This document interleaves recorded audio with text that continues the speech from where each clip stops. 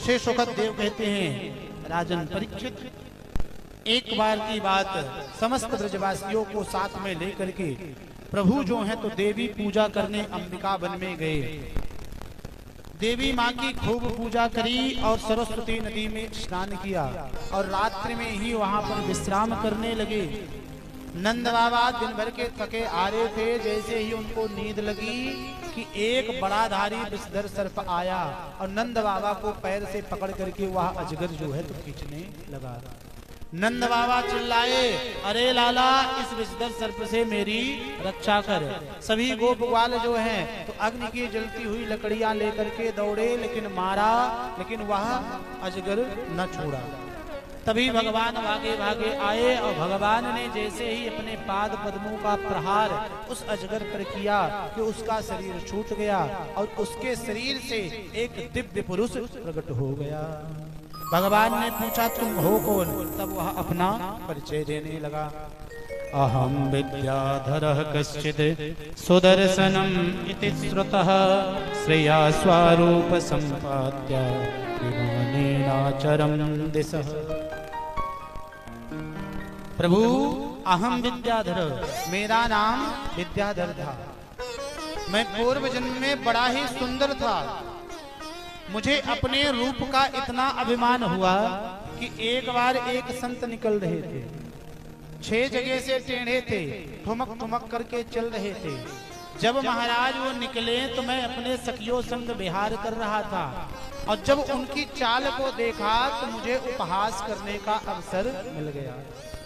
मैं अपनी सुंदरता के आगे किसी को भी नहीं मानता था और जब उन बाबा टेढ़े बूढ़े बाबा जी को देखा तो मैंने उनका मजाक उड़ाया कि देखो बाबा जी की चाल कितनी सुंदर है, क्या ठुमक ठुमक करके चल रहे हैं। बाबा जी कुछ देर तक तो सुनते रहे महात्मा, लेकिन जब काफी देर है गई, जब काफी देर है गई, शांति बनाओ, जब काफी देर हुई, जब मेरी उपहास बंद ना हुआ तो उन्होंने मुझे श्राप दे दिया कि तुम मेरे इस शरीर के अंग को देख करके, प्रभु ने मुझे ये काया दी है, उस काया को देख करके तू सुंदरता में मेरा उपहास उड़ा रहा है, जा मेरा श्राप है।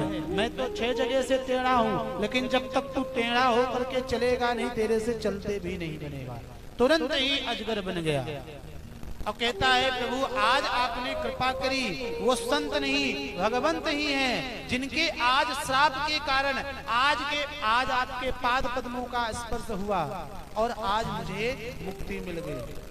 बोला, जब उन संत ने मुझे श्राप दिया मैं उनके पाद पद्मों में गिड़गिड़ाया कि भगवान मैं आपको समझने में भूल कर बैठा, आप मुझे माफ करें। तब उन्हीं संत ने कहा था कि अब श्राप तो कट नहीं सकता, लेकिन तू इसी प्रकार से संत ब्राह्मणों का पैर पकड़ते रहना, एक ना एक दिन प्रभु तेरा कल्याण करेंगे। और आज वही पैर पकड़ने वाली विधि को मैंने आपके पिताजी पर अपनाया और आज आपने मेरा उद्धार कर दिया। देखिए, जीव को कभी भी अपने काया पर अभिमान नहीं करना चाहिए। आज हमें संसार में प्रेम भी होता है तो लोगों की बाह्य सुंदरता को देख करके होता है। क्यों पंडित जी, सही कह रहा है।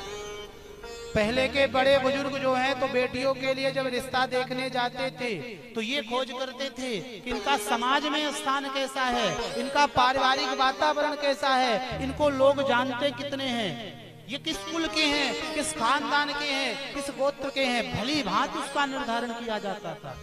लेकिन महाराज आज फ्यूचर नहीं फीचर्स देखे जाते हैं। कितना बड़ा महल बना है, कितना पैसा कमाता है, चाहे महाराज शराब बेच करके ही कमाता क्यों ना हो, चाहे व्यभिचार बेच करके ही क्यों ना करता हो, लेकिन पैसा होना चाहिए। लेकिन जरा ध्यान रखें, प्रेम होने के लिए 2 चीजों की आवश्यकता पड़ती है। कितनी? 2। जोर से बोलो, कितनी? 2। पहली कौन सी? पहले बोले पहला रूप और दूसरा गुण। लेकिन जरा ध्यान दे